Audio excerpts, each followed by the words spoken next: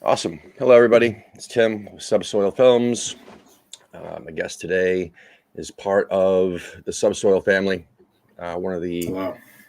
one of the originals, actually. He's part of our screenwriting crew. We have a handful of screenwriters that, some are more experienced than others. Some are just in the Subsoil family to even learn from writers like Joseph here, and we have some really experienced writers like Duke Sandifor, who wrote Ghost Town and wrote the remake of Phantom of the Opera, the Robert Englund one, as well as a million TV shows. And then we have some really brand new people that just, want to contribute in some way, shape, or form. So, anyway, long story short is I reached out to Joseph a long time ago, it seems. It seems like a long time. Yeah, last July or August, around then, I think. Yeah. It was like in the middle of the summer, I think, of last year. Yeah. And I had a concept. You had a script called Meat Sacrecrow, which we'll talk about a little bit. Awesome short story. I mean, awesome. It has a whole lot of potential, and it's one of the accolades, but we'll talk about that a little bit later. But I loved it so much, and I love the way that you will put, music in there, whether or not, whatever gets filmed or the music actually ends up in the film. It sets such a tone for the stories, which is why the concept I sent you was originally called Jaker's Island, and then we changed it. You changed it. I love it. Night of the Meteor Scourge. And just so people know, after this interview, I'm actually going to be talking to the artist, the poster artist for Night of the Meteor Scourge, who also did the poster art for Shits and Giggles. So I gave you the concept. It was actually, we had a real rough script already written, but it didn't quite match up with my concept that I wanted written. Just going back real quick, I know I'm all over the place, but I reached out to a bunch of different writers that I liked their stuff, or I found something of theirs that I liked, including you, obviously. And I said, hey, I got all these concepts, but I'm not a screenwriter. Can you do it? And you took Night of the Meteor Scourge, made it nasty, sick, disgusting. And I remember there being a point where, I think you were stuck somewhere in the second act, and you were like, hey, like, I'm stuck. Like, I have this thing in my head, and I'm not sure you want me to put it in there because it's really nasty. And I'm like, dude, just like I tell all of our writers, I say, hey, just go balls to the wall, do whatever you want. And then we could always scale it back if we have to. But and then the other thing I love about Night of the Meteor Scourge, and I'll get your opinion on Night of the Meteor Scourge after this, is that it starts off fucked, and then it gets more fucked and more fucked and more fucked, and so on and so on and so on, all the way to the end. And there's no like real roller coaster. There's a couple little speed bumps, but like it just gets fucked. And I love that because we don't have anything else like that, and I haven't seen anything like that in a while. What are your thoughts on the story, the script, everything? Well, the story, as soon as you told me the story, I really liked it. I love that kind of. As soon as you told me, what the story was, I had it in my head, just like that. Just gets progressively worse and worse as it goes along. And I've always liked stories like that. I like when the characters start off not knowing what's going on and end off with more questions about what's going on. Maybe there's a revelation here or there, but it's still just like, you think it's bad, but it's much worse than you even could have imagined it was in the beginning. And then also I've always, I've had a love for like cosmic horror most of my life. And I thought your story idea was absolutely perfect to explore that stuff, because although I love cosmic horror, I've never attempted to write too much of it, just because I never thought I would be good enough to attempt it like that. It's a very particular kind of horror, and you have to write in a particular way to really get that sense of just like overwhelmingly confused and just like you can't even process why you're confused. It's just something out of this world. But I tried with that script, and it was something that I had ideas for it, and as I started writing it, it just started developing more and more ideas. And yeah, I did get stuck a few times thinking like, is this okay? Can I do this? Because another cosmic horror and body horror have always been the things that I've loved the most, either in writing or in film. And obviously with what the threat was and what I developed the threat as from what you gave me, lended itself very well to body horror. But I just didn't know. I'm used to being restricted in what I can write and what, being in school for screenwriting.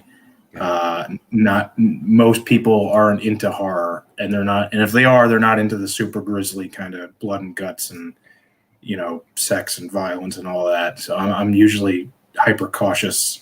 So it was a gift to just be let loose and be able to write whatever I came up with. And some of the things I wrote in there, going back and reading it, I just thought, no one's going to want to see this. No one's going to want to read this. This is too much. What part of my brain did this come out of?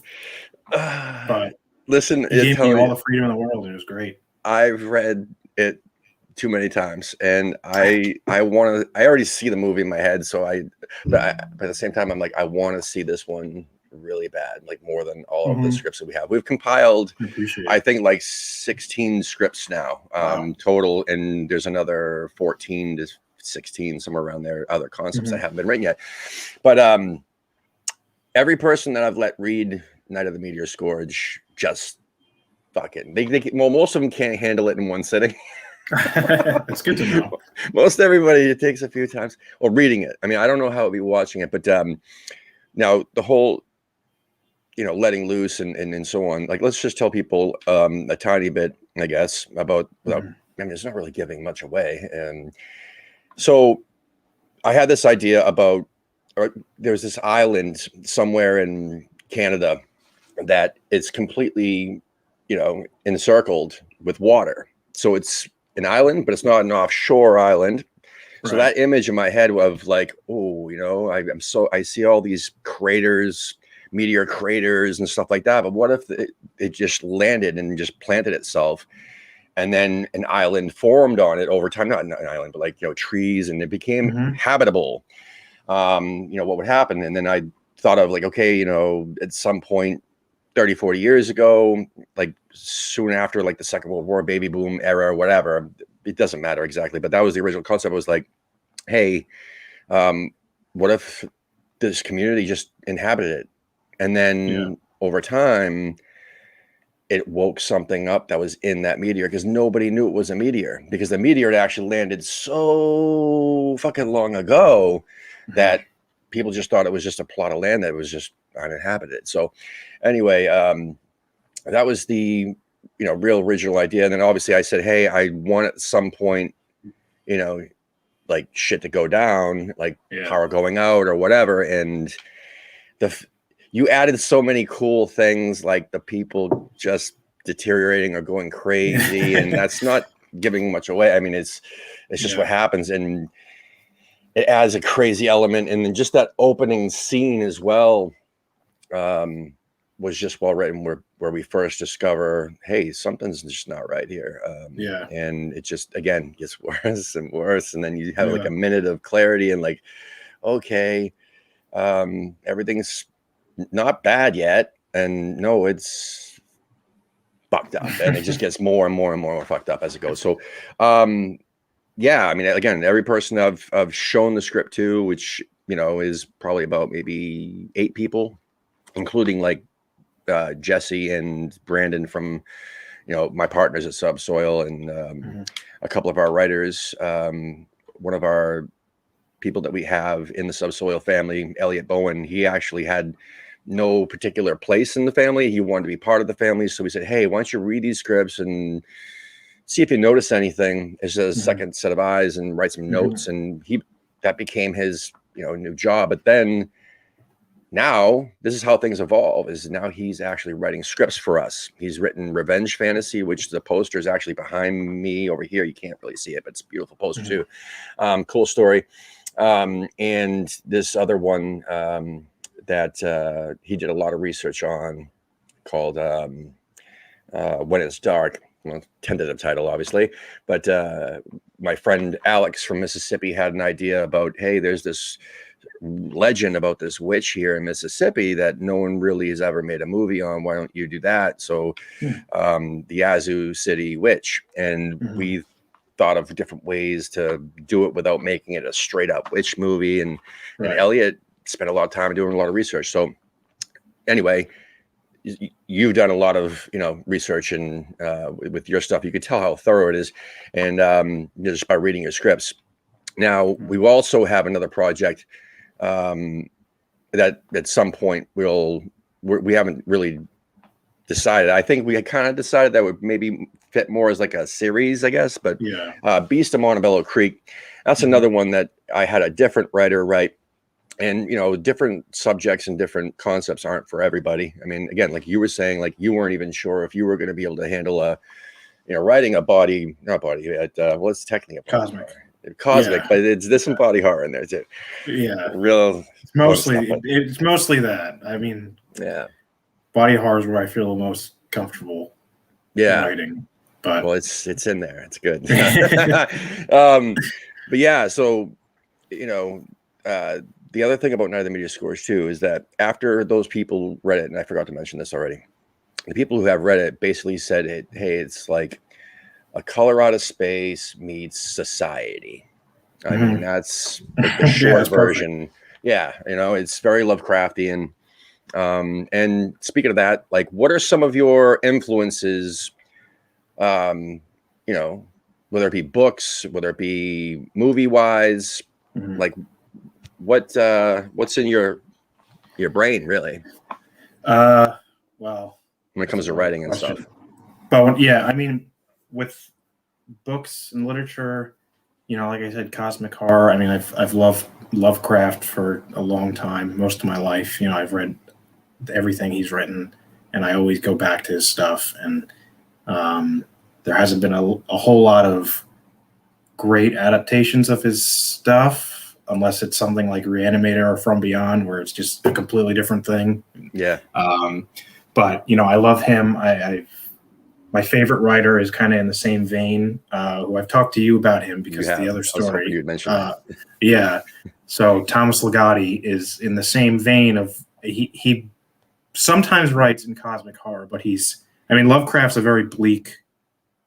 Or was a very bleak person and a very bleak outlook on the world, but that doesn't always come across in the writing. But Thomas Ligotti, his stories and his philosophy is just so nihilistic and bleak that it fits so well in a horrible kind of like all-consuming horror, where it's like sometimes it is cosmic horror, sometimes it's just revelations about ourselves and humanity, and the futility of trying to be anything at all, and that's I get a lot of inspiration from him, the way he writes, the way he develops characters as just like you say, it starts out bad and it just gets worse, and obviously, like, I'm writing scripts, so a lot of it comes from my just general love of horror films, whether it be anything, slashers,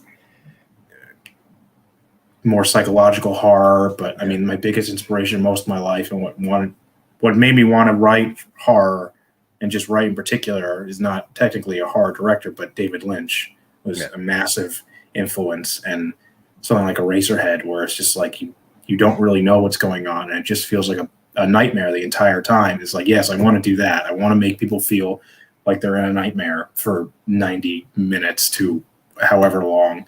But really, when it comes to actually sitting down and writing the scripts, a lot of the inspiration mostly comes from music. And that's why I put a lot of the songs, even if they're songs we wouldn't be able to get. Oh, yeah, the playlist. I have the playlist right here. I was waiting for you to mention that. There's one song in particular that you wrote in there in the script for Night of the Meteor Scourge that when I hear that, I hear the whole film. I mean, and that's After Hours by Sisters of Mercy. Mercy. Yeah, that droning tone, that the beginning of that song, especially, but the whole song really, and even the haunting voice in that song. So if anybody has a chance to check it out, you're already on YouTube or wherever else watching this. Check out this song After Hours, all one word, by Sisters of Mercy. But there's also you got Bauhaus in here, a song called Mask. Basso Pomade by sorry, lots of noise outside. Tuxedo Moon. By Tuxedo Moon, and then some Christian Death. And then you had the Dance Society, We're So Happy, I believe, and then Clan of Zymox. Yeah, Zymox. Yeah, Zymox. Yeah, Medusa. That's another one where like I listen to that song too. I can also like feel the movie, and it's amazing. So I hope we can manage to get those. Here's a piece of trivia that, man, it kind of disappointed me, but I get it. I was searching for directors to attach to this project.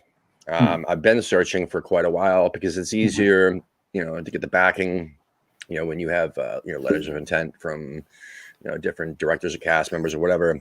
Right. And one man in particular, I really wanted to direct this because of, the movies he directed, very musical, very dark, or vice versa. And so he read the script. Ted Nicolau, who did TerrorVision, right? Subspecies series, a whole bunch of stuff, some new stuff too from Full Moon. But he said it was too dark. Well, that's understandable. I'm like, but again, it's a very, I thought it would be a perfect fit, from the outside, at least looking at his resume and everything else. But I couldn't believe it. Yeah, he turned it down. And take no offense to that. No, that's a badge of honor, dude. It's too dark.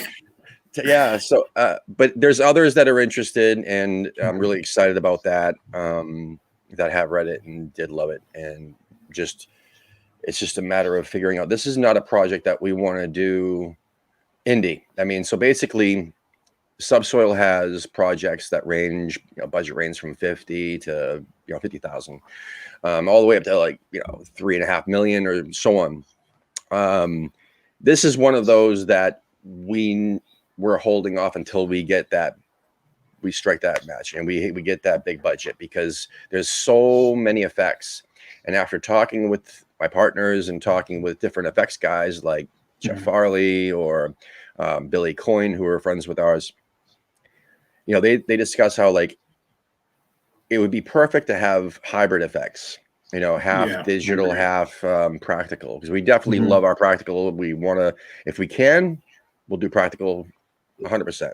But then sometimes it's just not practical to do practical. So with this one in particular, there's some interesting stuff that we may or may not be able to pull off practically. So but yeah, again, this is something that would have to be like at least $1 million, I think, to do this. This is not like run an Indiegogo campaign and hope for the best type of film.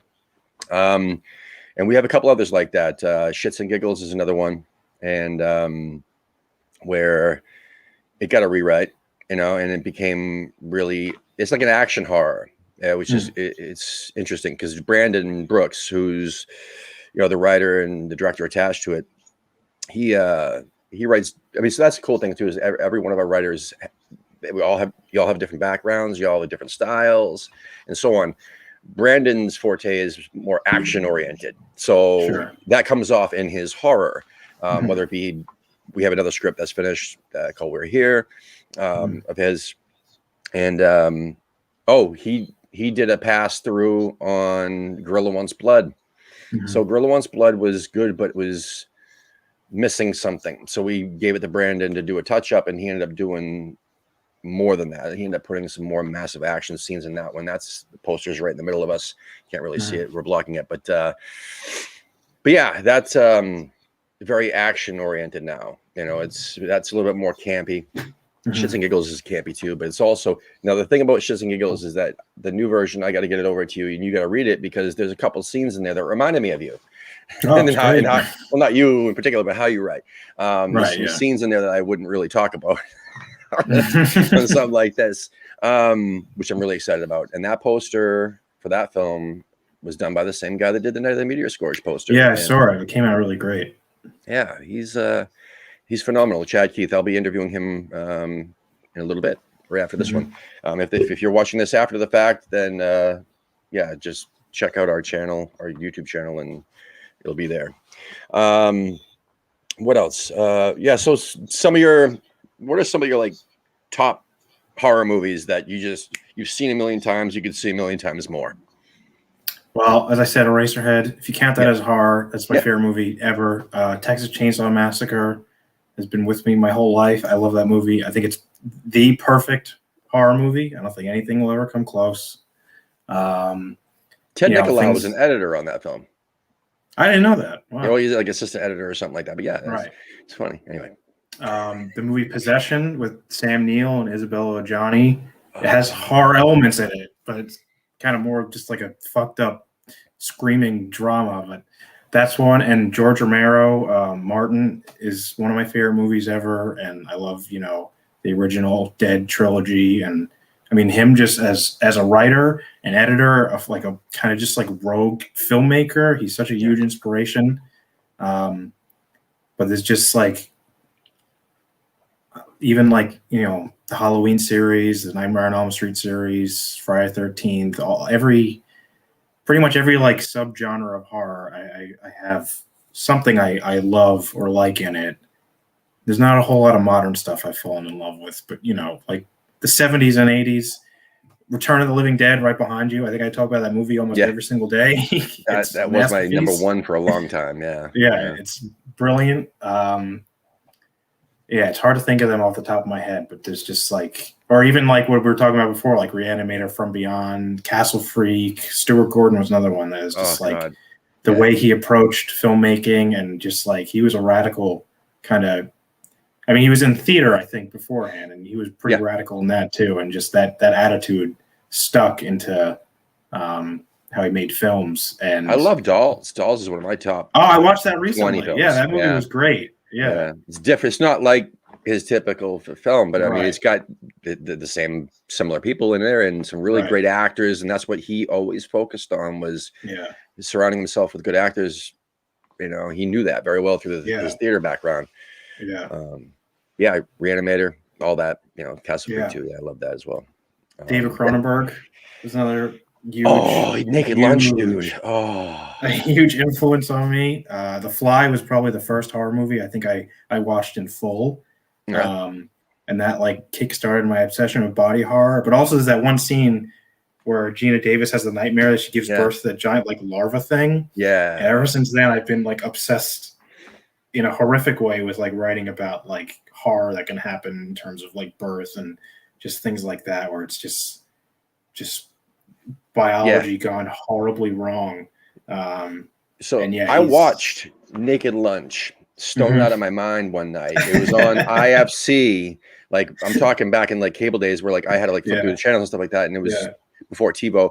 It was on, and I'm watching this fucking thing, and I'm like, I almost had a panic attack. I mean, I'm like, what the fuck? What is this? So anybody, I'm telling you, body horror, I mean, I think that probably out of all his films is one of the most insanely graphic and weird and bizarre. And I don't recommend being on anything when you're watching that. But I read Naked Lunch as like a young teenager. Yeah, I was obsessed with it. And William Burroughs is still like one of my favorite writers. And I never expected, I knew there was the movie adaptation. I knew it was by David Cronenberg, but I didn't expect it to even come close to what the book is, because the book is just insane.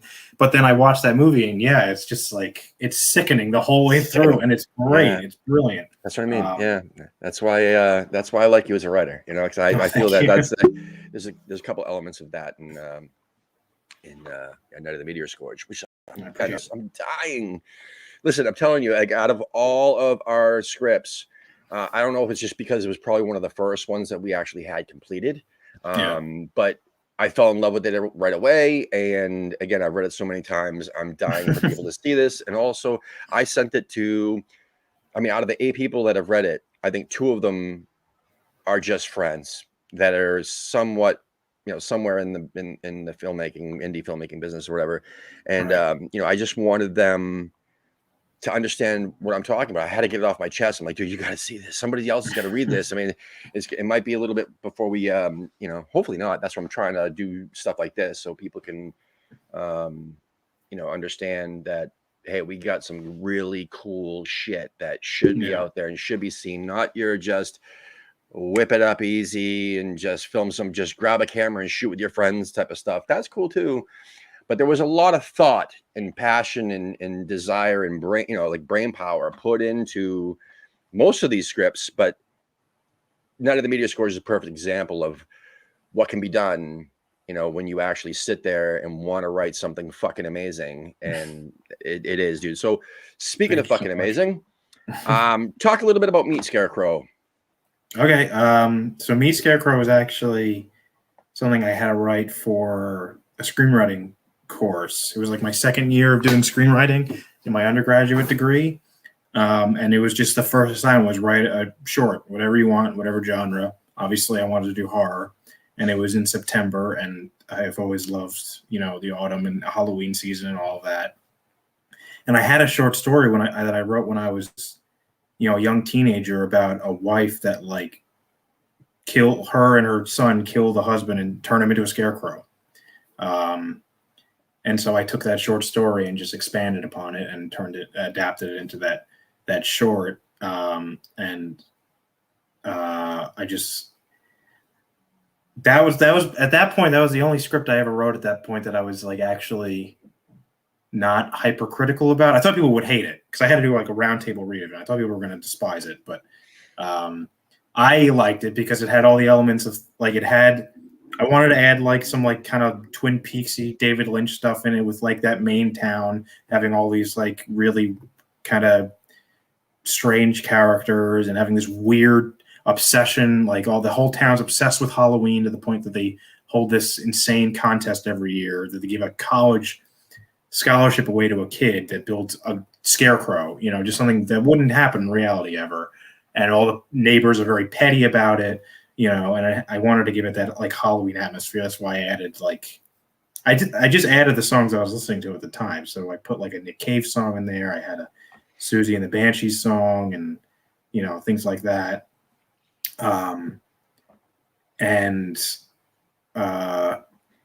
At the center of it was this mother and wife that was getting, her and her son were getting like horribly abused by the father.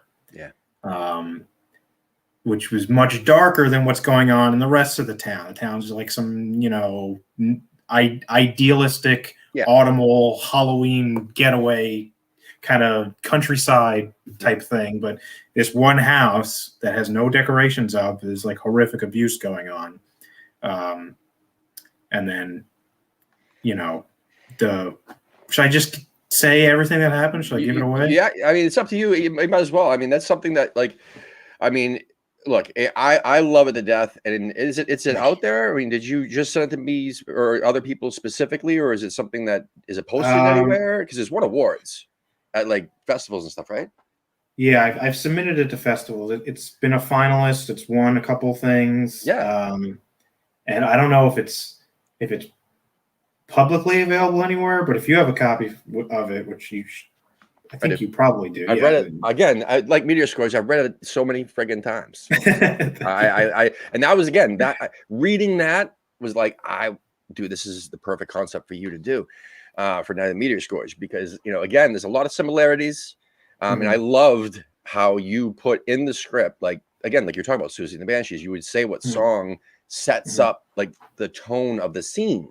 And God, man. Yeah, go ahead.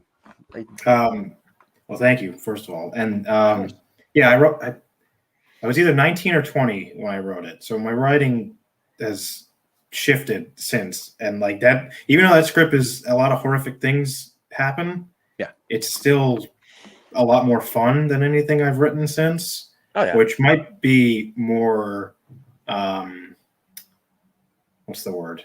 that might give it a wider audience. But at the same time, if I want to just say what happens, you have the abuse, you have, the wife fighting back and killing the father with her young 8-year-old son. You have the son killing 2 other neighborhood kids in the woods with like a shovel or something. And that I'm not sure if I went too far with, because I had like written out like he hits one of them in the head with a shovel and like the little girl starts like convulsing because she's not quite dead yet.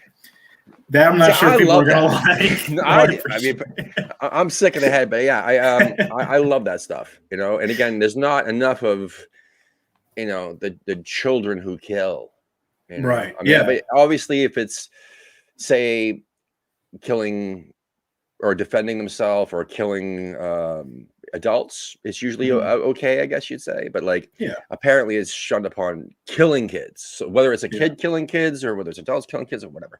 But you know what?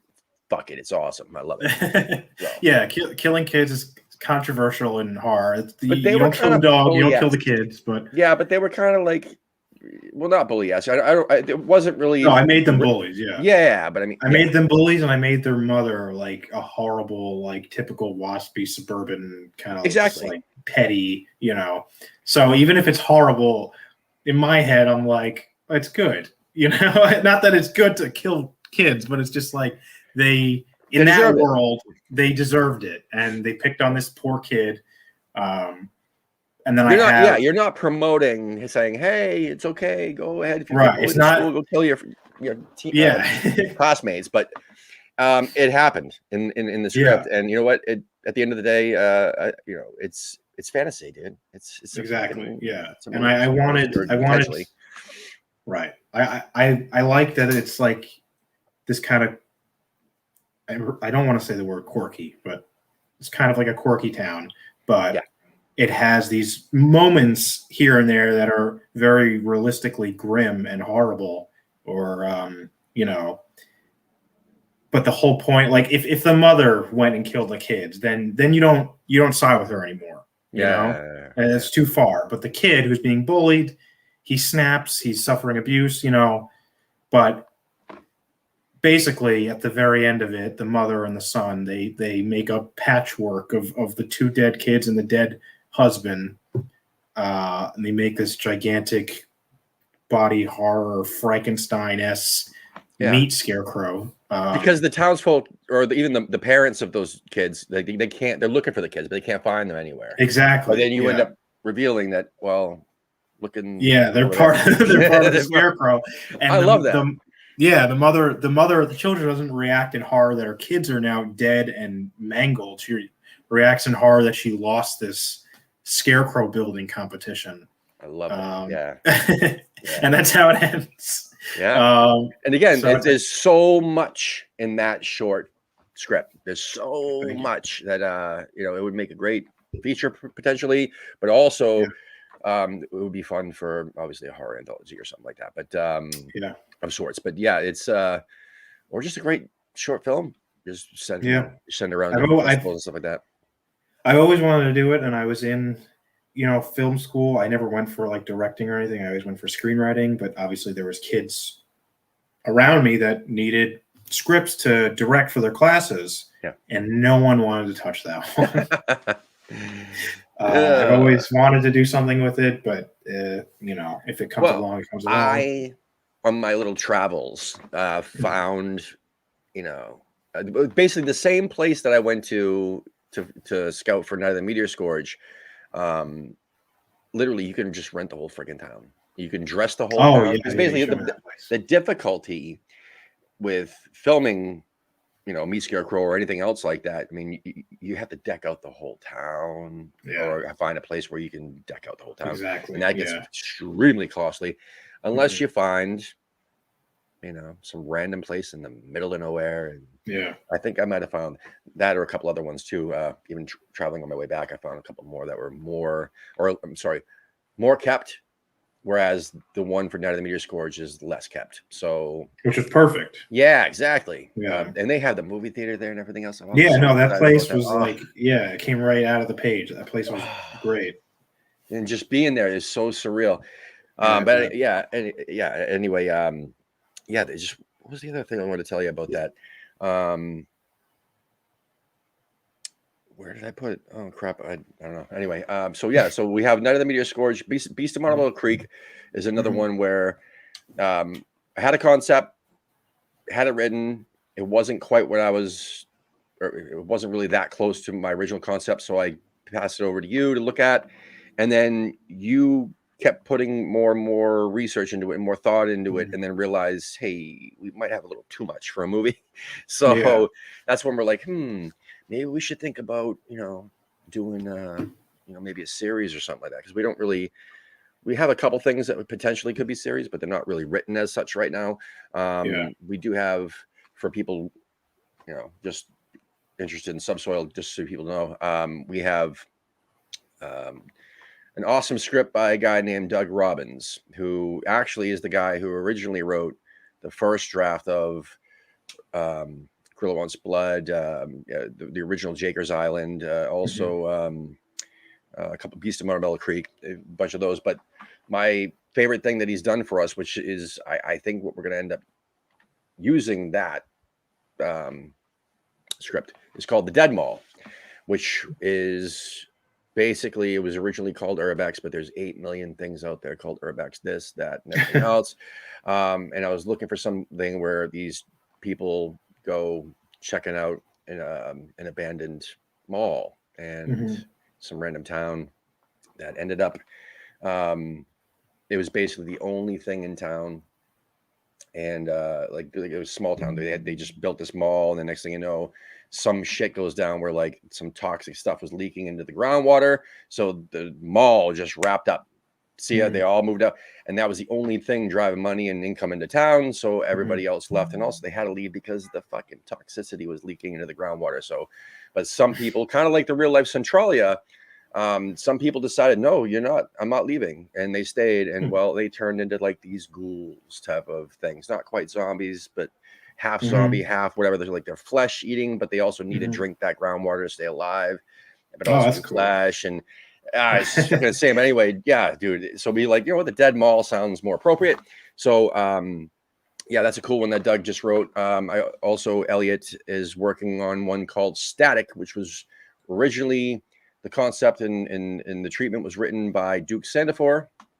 Duke gave it to Elliot to write the script out, and then Duke will go back and probably polish it up.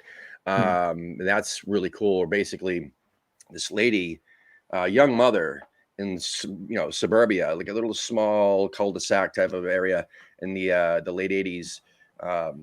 She's hearing things from her baby's room. And she's like, what the hell's going on? It sounds like my baby has like 3 voices, like it's just random stuff. So she goes in, baby's fine. And then anyway, she hears it again. She goes back, and then she hears a murder over the baby monitor. Like, we're talking like old school. It's obviously late 80s, so it's an old school baby monitor.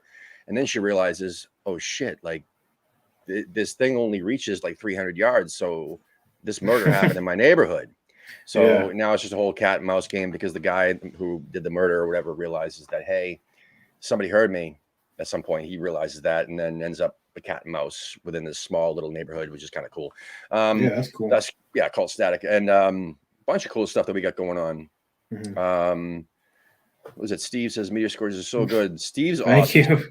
Steve is a dude. He's part of the family too. I mean, if you have like social media, whether it be Instagram or Facebook, he's always wearing his Subsoil shirt. I love you, Steve. And do something with Nameless. So Nameless is actually, I don't know if you see that picture, but it's a character that Steve created, and he wants to make it a movie, make it a short, make it whatever. Is it the profile image I'm seeing? Profile image, yeah. I was wondering what that's from, because that looks really cool. Yeah, he's got a lot of friends. He's a great guy, and apparently he had someone do those images for him, or take photos of him, do Photoshops. Right. But yeah, I know it is a really cool character. I've told you this, Steve, a million times. And if we can just raise some money to get any one of these films finished, I would be more than happy to.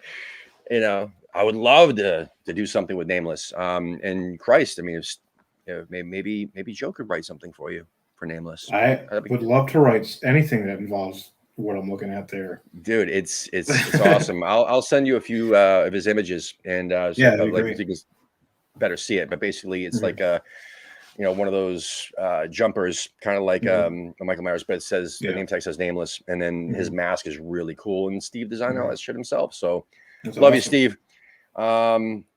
Yeah, Steve's great, and Jimmy earlier was just saying how everything sounds cool, and Thank you. Jimmy's a great guy. Jimmy's a writer too, but more of like Cool. he loves to write novels. I mean, that's Oh his yeah, that's what I wheelhouse. originally wanted to do. Yeah, I don't have the patience for either, so that's why I find awesome people like Yeah, you. no, people who write novels amaze me.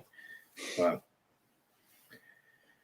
Yeah. yeah, So again, so what do you got going on now? Like, so basically, you're going. Are you in school now, or are you going to school I'm soon to get your about to master's? start school in a week to yeah, I'm Wow, getting my you must be master's busy. degree. I moved. I'm in a different country now. Oh, you are. Yeah, I'm in the UK. Oh, Yeah. okay. But yeah, so the past couple months have been nuts. Getting here was ridiculous, and then settling in and all that, you know. But yeah, soon I'm starting my master's degree in screenwriting, which part of that is, a lot of like industry meets and knowing how to pitch your script and all Yeah. that. It's much more like business focused than my undergrad degree was. But also, you have to write a feature and you have to write a TV pilot. And I think I talked to you this before when I told you I was doing this degree, was that I wanted to, for the feature, not the feature, the TV pilot at least, try to do Beast of Montebello Creek. Because Cool. as you said before, that was one that we, talked back and forth of, and I kind of dwelled on it forever. And Yeah, I kept it's thinking really more and cool. more ideas. Yeah. Yeah, and I listen, for people watching this, Joe and I had many conversations on the phone, and especially, with Night of Meteor Scourge, but also this, like Beast of Montebello Creek. We've talked about it a lot, and you've added so much stuff, and you told me a lot of it, and so yeah.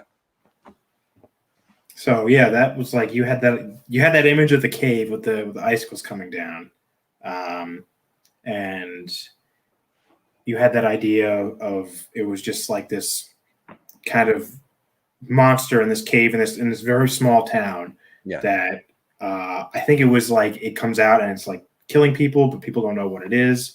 Yeah.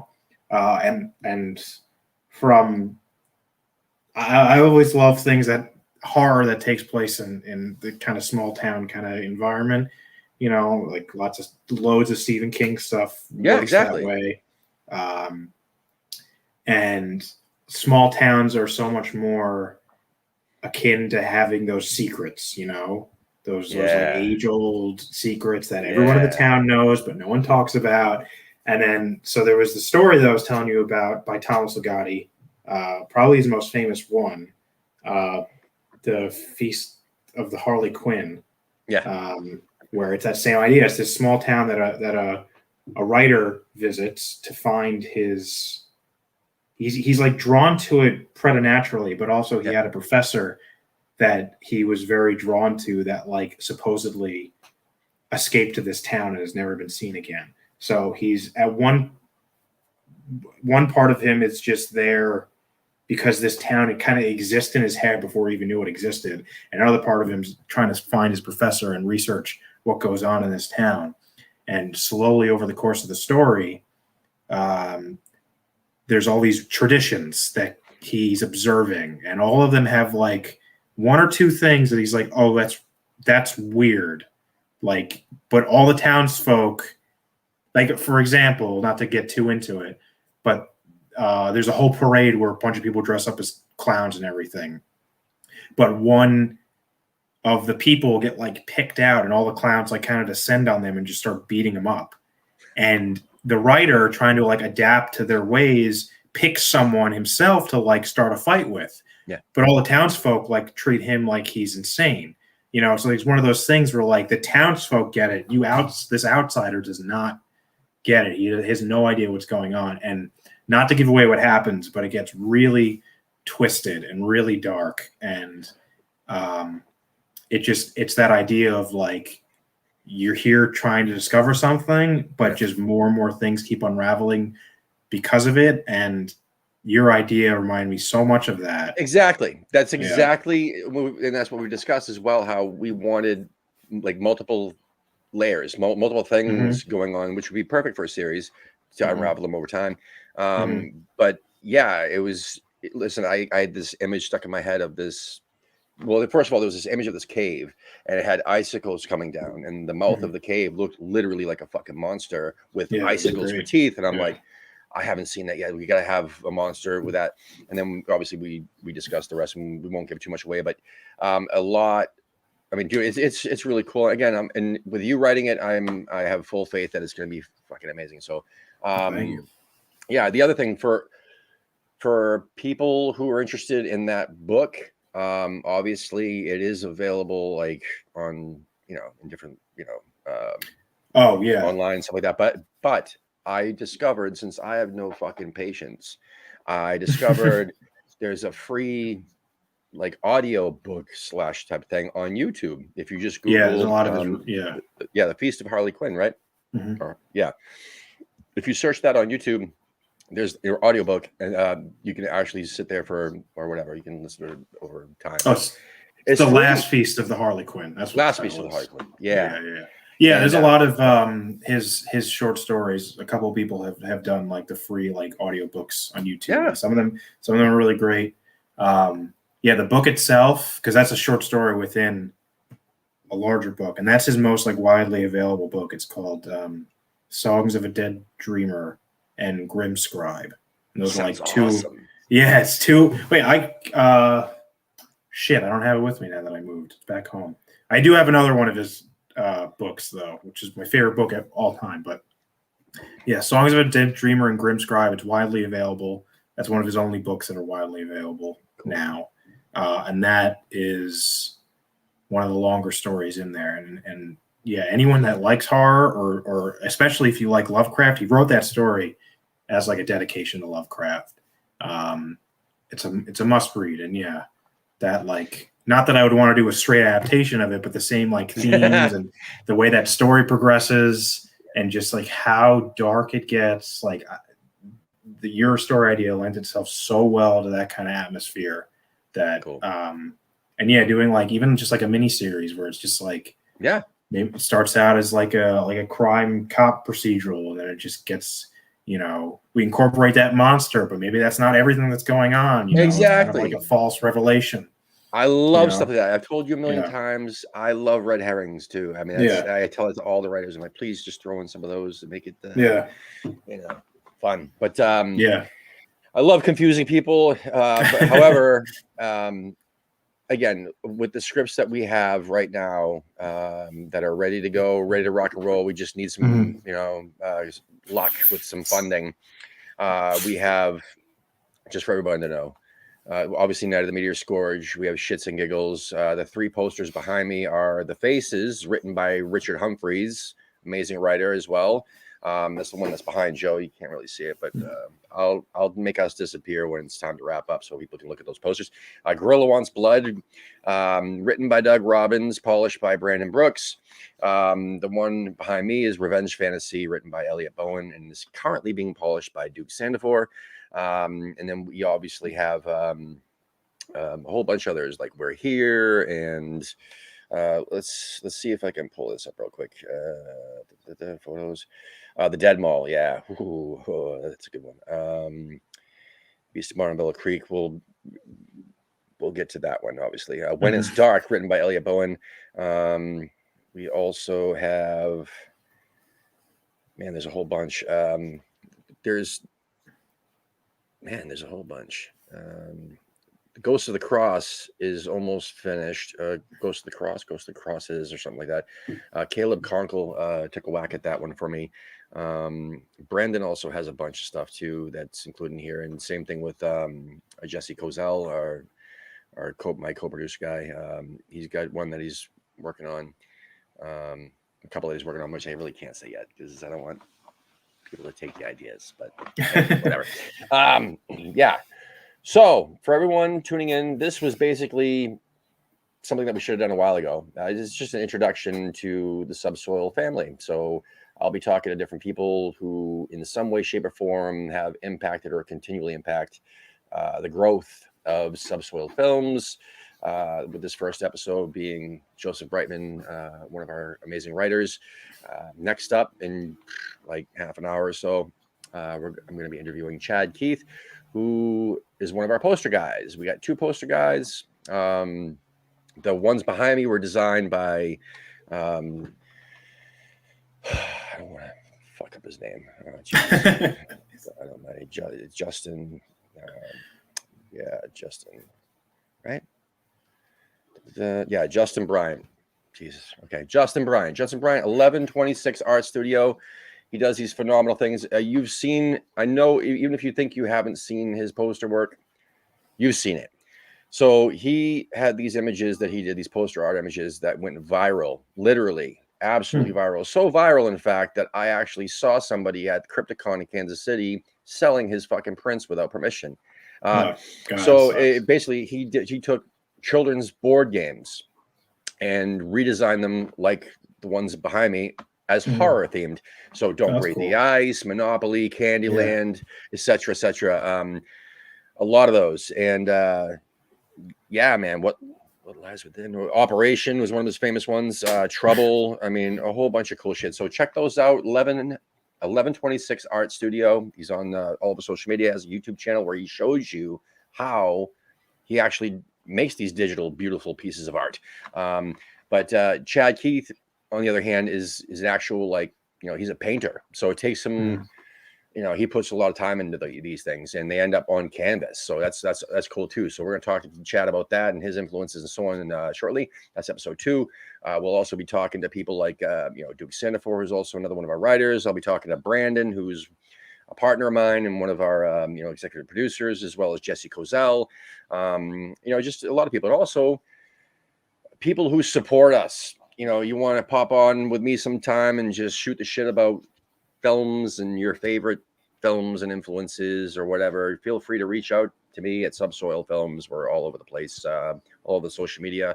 Check out our website, subsoilfilms.com, as well as we do have, for the time being, a threadless shop where you can buy some, seasons merch, which the money that goes into the seasons merch gets put into the pot to help finish seasons. We're about $80,000 away from finishing seasons. That's how insane it costs, because I made the big fucking mistake thinking that I needed an absolute, like, one of the best casts I could possibly get, which ended up being half of that budget. So, but I ended up realizing, oh shit, but there's other things that we got to pay for, like, too. So we need money to finish it. We've virtually finished one of the 5 segments. Filmed it with Lisa Wilcox and Cleve Hall, who passed away. But we're going to be completely reshooting the rest of the stuff with a lot of the cast members that we'd already announced are still interested. So that's great. And I would love to have Ben Swicker, the writer-director, I would love to put it, in his hands so that he can direct the rest. I know that we had a couple other directors shoot some stuff for investor purposes, for like a little, sizzle reel or whatever. But now it's Ben's baby, so I want Ben to have, his baby and have it done right. So we're not going to rush it. So for anybody who's a follower of Subsoil Films and Seasons, just so you know, we're not rushing Seasons. Seasons is not stopping either. It's just a matter of we're not doing it until we have the money to finish it and do it right, because it's such an amazing script that we don't want to fucking ruin it, period. Okay, so there's that. And then also, like, again, with like Night of the Meteor Scourge, I wouldn't want to shoot it for $150,000. You know what I'm saying? It would just be a waste of an amazing script, and I've seen that done too many times. So we do have other projects. If anybody's interested in investing in any of our films, we have other projects that are less money, to do, just because we can finish some stuff and get them out there. Like Revenge Fantasy and Static can be done for like 50 to 100 grand, somewhere around there. What is the other one? We're Here can also be done for 50 to 100 grand, somewhere around there. But then we have, like other ones like the Faces, which has a lot of mechanical effects. The Faces is so cool. It's like Tourist Trap meets Chopping Mall. These security robots. Oh, it's fucking brilliant, man. Like, imagine a droid security robot whose fucking update did something wrong, and he kills somebody, and then he's putting the skin on. He's putting the face on his face.